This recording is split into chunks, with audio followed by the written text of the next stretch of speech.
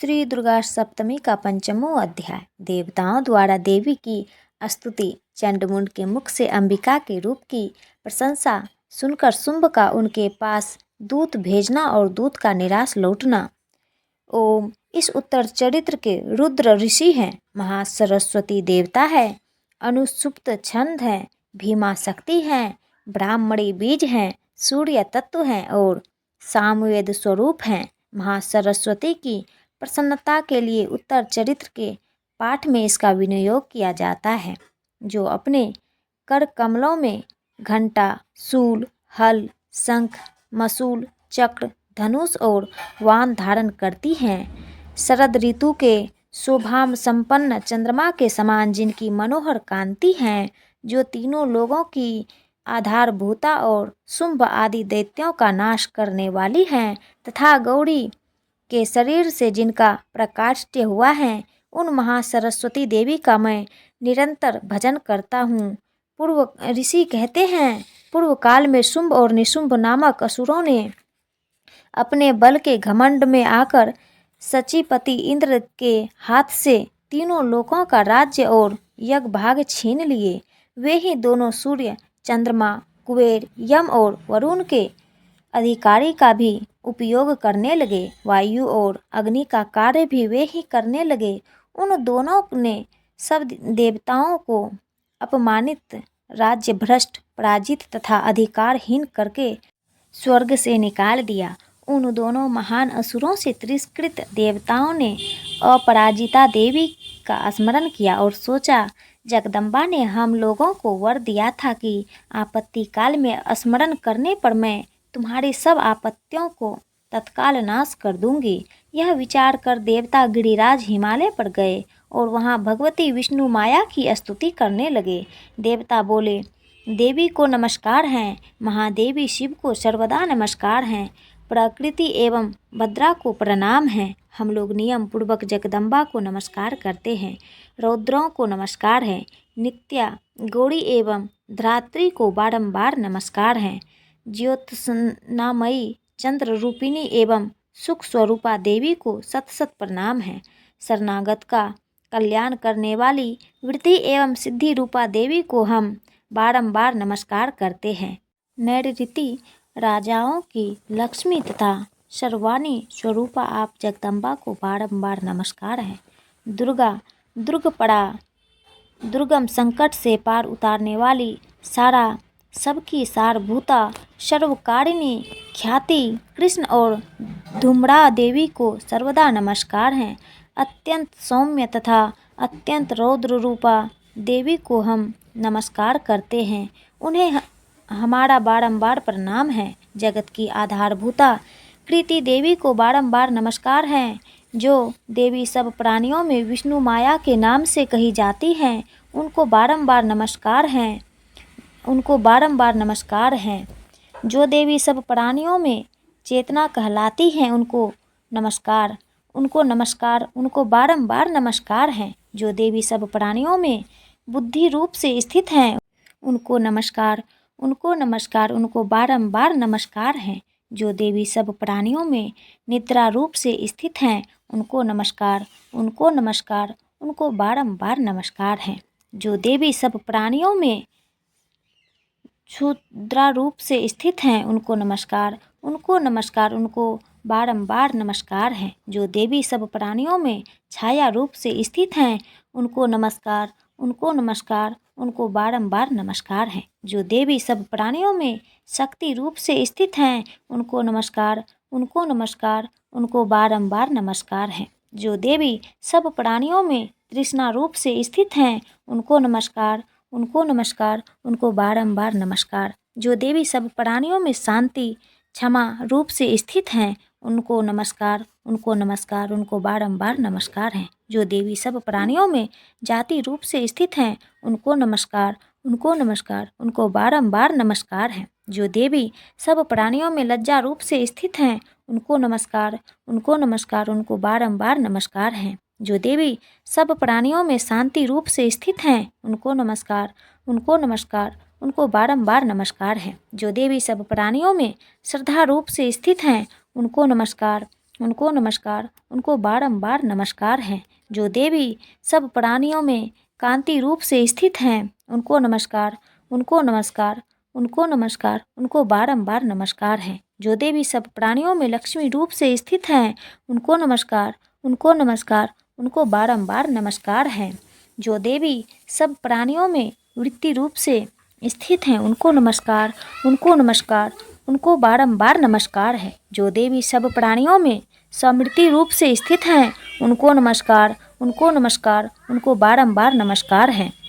जो देवी सब प्राणियों में दया रूप से स्थित हैं, उनको नमस्कार, उनको नमस्कार, उनको बारंबार नमस्कार है। जो देवी सब प्राणियों में तुष्टि रूप से स्थित हैं, उनको नमस्कार, उनको नमस्कार, उनको बारंबार नमस्कार है। जो देवी सब प्राणियों में माता रूप से स्थित हैं, उनको नमस्कार, उनको नमस्कार, उनको बारंबार नमस्कार है। जो देवी सब प्राणियों में भ्रांति रूप से स्थित हैं, उनको नमस्कार, उनको नमस्कार, उनको बारंबार नमस्कार है।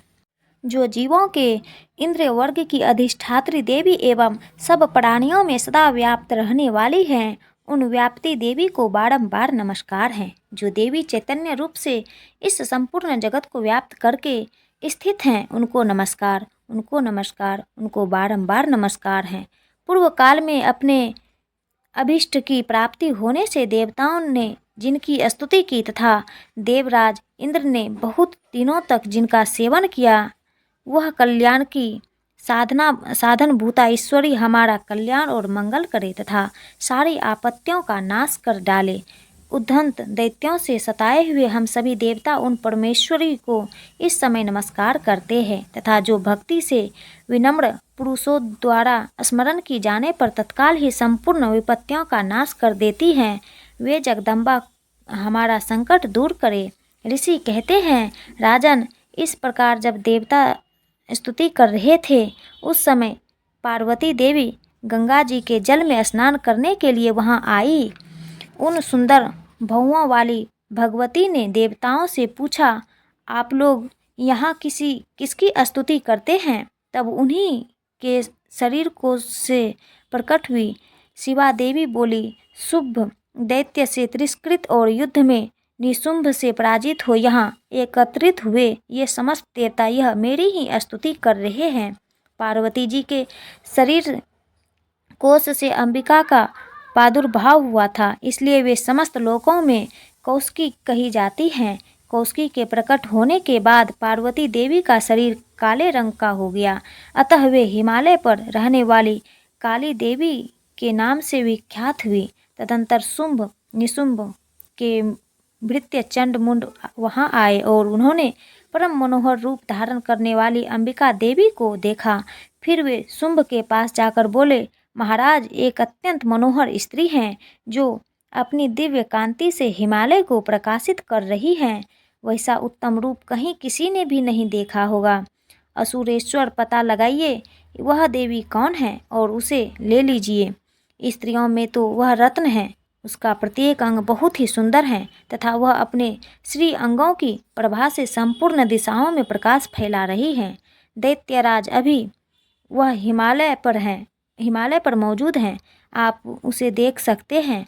प्रभो, तीनों लोकों में मणि, हाथी, घोड़े आदि जितने भी रत्न हैं, वे सब इस समय आपके घर में शोभा पाते हैं। हाथियों में रत्नभूत ऐरावत, यह पराजिता का वृक्ष और यह उच्च सर्वा घोड़ा, यह सब आपके इंद्रिय से ले लिया है।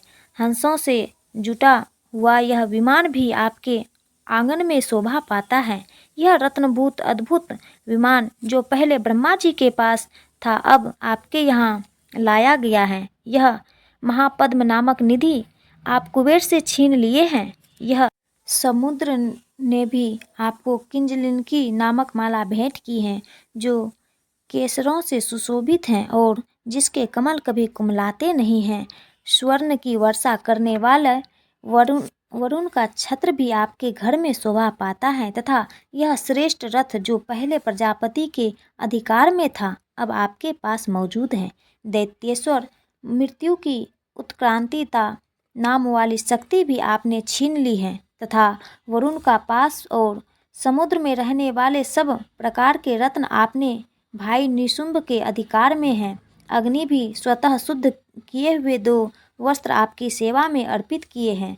दैत्यराज, इस प्रकार सभी रत्न आपने एकत्र कर लिए हैं, फिर यह जो स्त्रियां में रत्न रूप कल्याणमयी देवी हैं, इसे आप क्यों नहीं अपने अधिकार में कर लेते हैं? ऋषि कहते हैं, चंडमुंड का यह वचन सुनकर शुंभ ने महादैत्य सुग्रीव को दूत बनाकर देवी के पास भेजा और कहा, तुम मेरी आज्ञा से उसके सामने ये बातें कहना और ऐसा उपाय करना जिससे प्रसन्न होकर वह शीघ्र ही यहाँ आ जाए।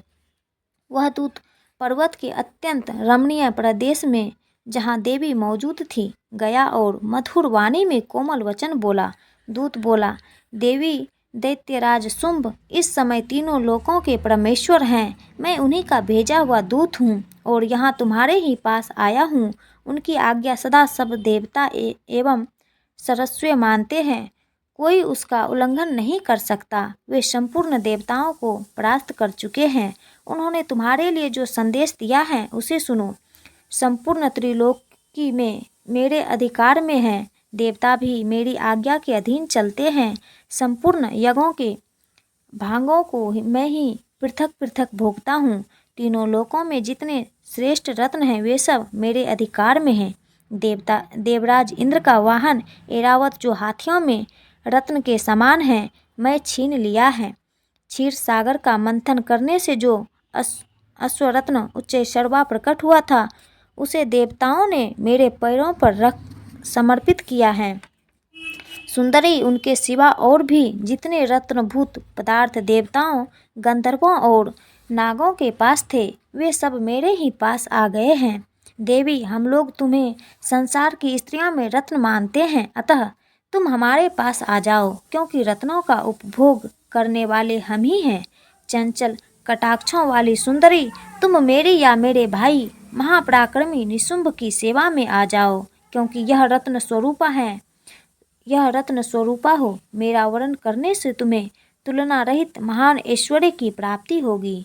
अपनी बुद्धि से यह विचार कर तुम मेरी पत्नी बन जाओ।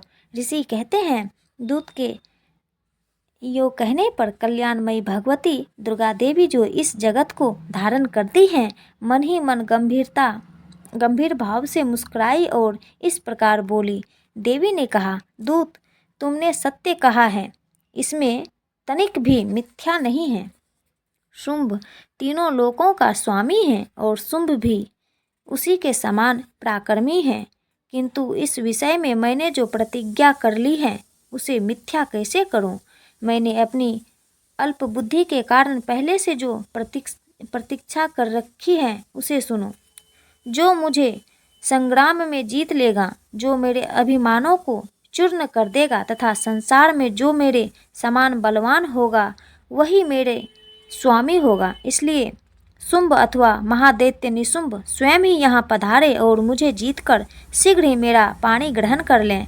इसमें अविलंब की क्या आवश्यकता है? दूत बोला, देवी, तुम घमंड में भरी हो, मेरे सामने ऐसी बातें ना करो। तीनों लोकों में ऐसा कौन पुरुष है जो शुंभ निशुंभ के सामने खड़ा हो सके? देवी, अन्य दैत्यों के सामने भी सारे देवता युद्ध में नहीं ठहर सकते, फिर भी तुम अकेली स्त्री होकर कैसे ठहर सकती हो? जिन शुंभ आदि दैत्यों के सामने इंद्र आदि सब देवता भी युद्ध में खड़े नहीं हुए, उनके सामने तुम स्त्री होकर कैसे जाओगी? इसलिए तुम मेरे ही कहने से शुंभ निशुंभ के पास चलो। ऐसा करने से तुम्हारे गौरवों की रक्षा होगी, अन्यथा जब वे केस पकड़कर घसीटेंगे तब तुम्हें अपनी प्रतिष्ठा खोकर जाना पड़ेगा। देवी ने कहा, तुम्हारा कहना ठीक है। शुंभ बलवान है और निशुंभ भी बड़े पराक्रमी हैं, किंतु क्या करूं, मैंने पहले बिना सोचे समझे प्रतिज्ञा कर ली है। अतः तुम जाओ, मैं तुमसे जो कुछ कहा है वह सब दैत्यराज से आदर पूर्वक कहना, फिर वे जो उचित जान पड़े करो। इस प्रकार श्री मार्कंडेय पुराण में सार्वजनिक मन्वंतरी कथा के अंतर्गत देवी महात्म्य देवी दूत संवाद नामक 5वां अध्याय पूरा हुआ।